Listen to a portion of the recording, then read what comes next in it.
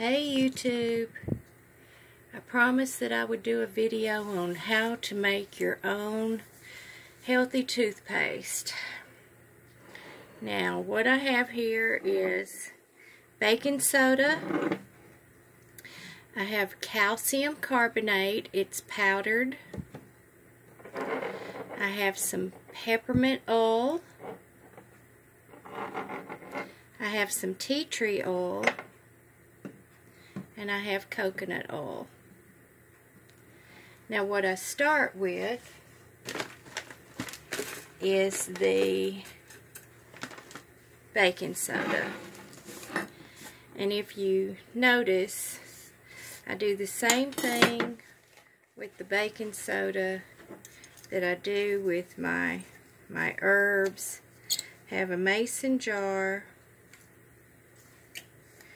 with a coffee filter over the top, and I put a ring around the top to hold it on. Now it's probably about 2 teaspoons of the baking soda.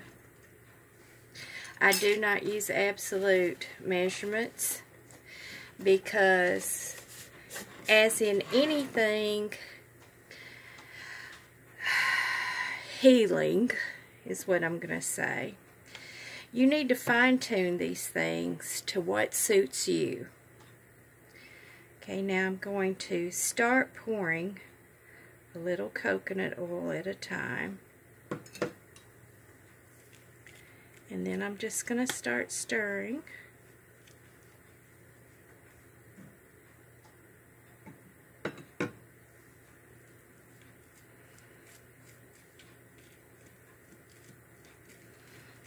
Okay, and I'll show you the consistency right there.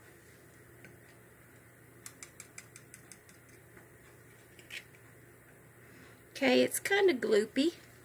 It's the best word I can think of for it. Now I'm going to take my calcium carbonate. Now I got this recipe off of Pinterest. That's all I did. A couple of the recipes I saw used a powdered magnesium, and all I did was I bought magnesium tablets and I ground them up in a mortar and pestle.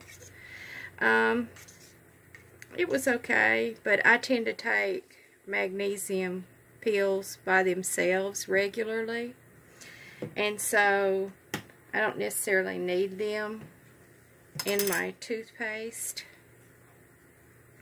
So there I've added the calcium, and I'm just stirring. Now here's where this gets to be to taste, and you'll just have to experiment with it.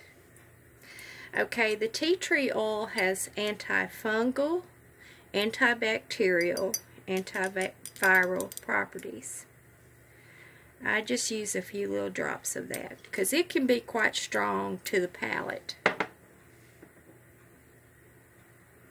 And the same with the peppermint oil, but I use more peppermint oil.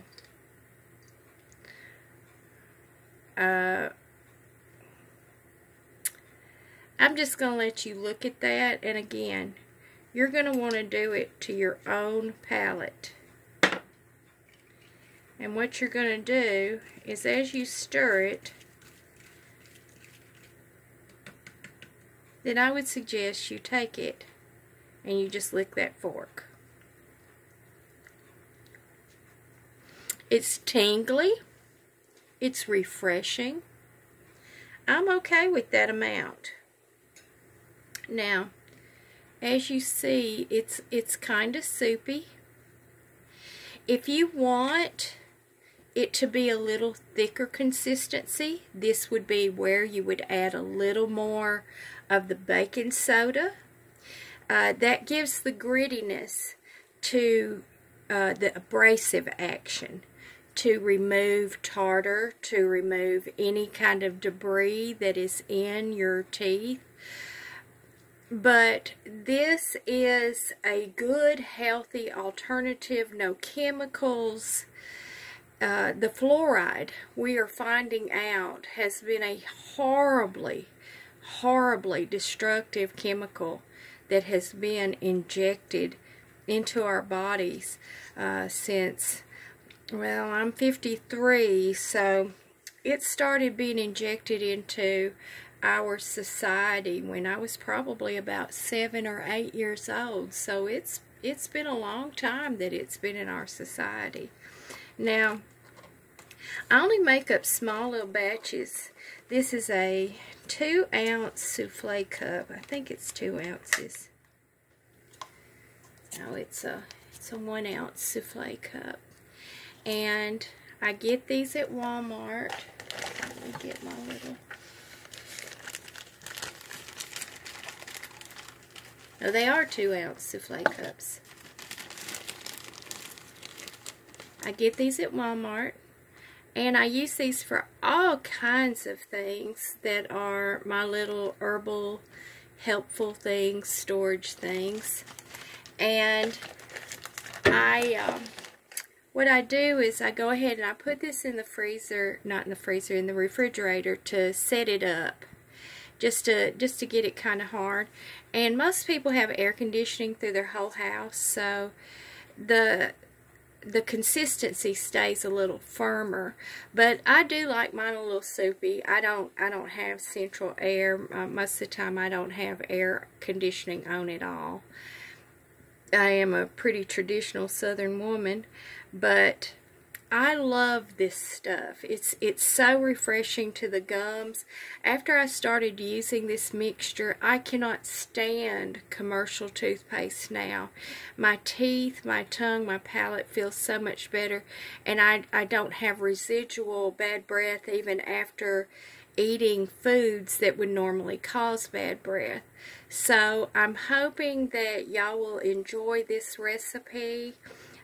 Again, I'm wanting to aid everyone in returning to a more healthful, natural lifestyle, and I'm changing gradually the name of my channel so that you can just find me as Tennessee Woman, and know that I am just aiding everyone in returning to a more healthful, natural lifestyle.